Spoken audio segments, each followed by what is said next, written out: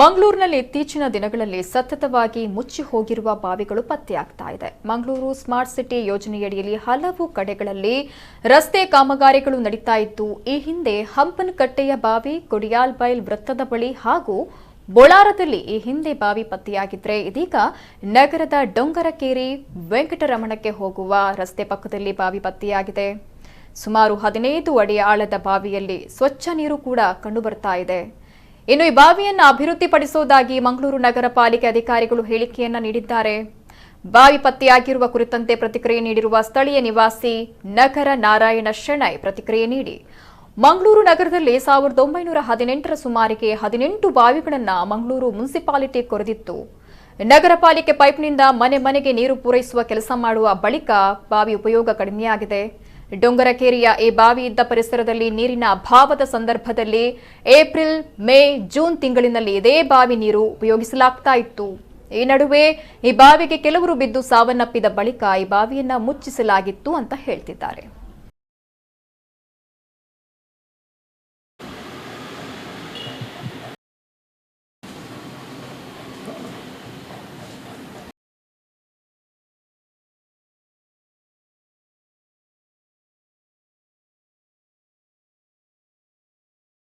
ಮಂಗಳೂರು ನಗರದಲ್ಲಿ ಸಾಧಾರಣ 18 ಬಾವಿಗಳನ್ನು 1918 ಸುಮಾರಿಗೆ ಆಗಿನ ಮುನ್ಸಿಪಾಲ್ಟಿಯವರು ಅಲ್ಲಲ್ಲಿ ನೀರಿನ ಅಭಾವಕ್ಕಾಗಿ ಮಾಡಿದ್ರು.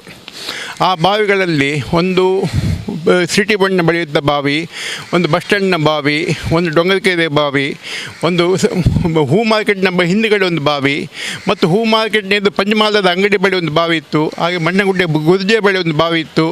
ಹಾಗೆ ಪಂಪ್ವೆಲ್ನಲ್ಲಿ ಬಾವಿ ಇತ್ತು.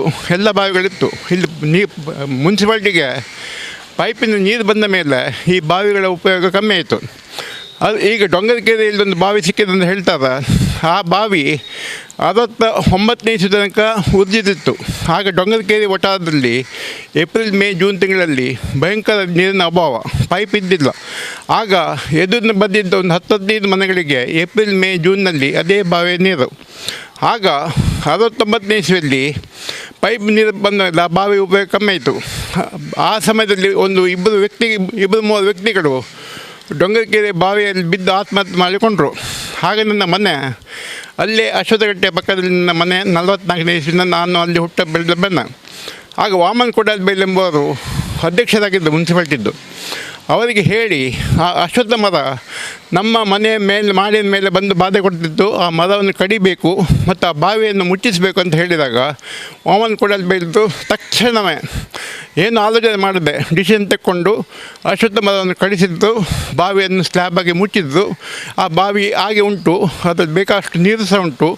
ಆ ಲೊಕ್ಯಾಲಿಟಿಗೆ ಅದರಿಂದ ಭಾಳ ಉಪಯೋಗ ಆಗ್ತಿತ್ತು. ಮುಂಚೆ ಮುನ್ಸಿಪಾಲ್ಟಿ ತಗೊಂಡ್ಬಾಗ 18 ಬಾವಿಗಳಿತ್ತು. ಅದು ಮಂಗಳೂರು ದರ್ಶನ ಪುಸ್ತಕದಲ್ಲಿ ಒಫಿಷಿಯಲ್ ಆಗಿ ಬಂದಿದೆ.